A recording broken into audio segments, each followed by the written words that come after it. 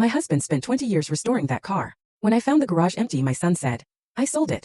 I just stepped into the quiet of my garage, a mundane morning ritual, when the sight sucker punched me. A gaping empty space where my late husband's cherished car should have been. My blood ran cold. That void wasn't just missing steel and chrome.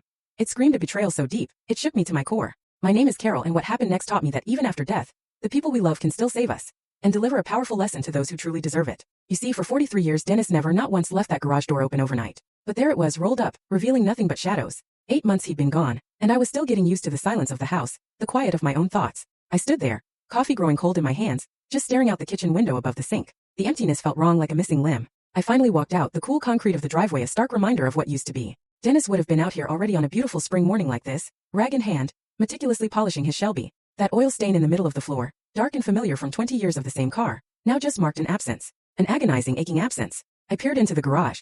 His workbench, his tools lined up perfectly, each outlined in black marker. His red toolbox, his work journal open to a page. The car, his beautiful customer-stored Shelby GT500, simply gone. My chest tightened, a familiar squeeze I'd felt too often these past months. I took a slow, deliberate breath. In through the nose, out through the mouth. A nurse for 43 years, and those simple techniques still served me. But my mind was a blank. I picked up the journal. The last entry was dated just 3 weeks before he passed. His handwriting was a little looser, a little tired. Almost done. 20 years on this beauty. Can't wait to teach Carol to drive her properly. Our retirement road trip starts next summer. I closed it, my fingers tracing his faded words. The garage still smelled of him.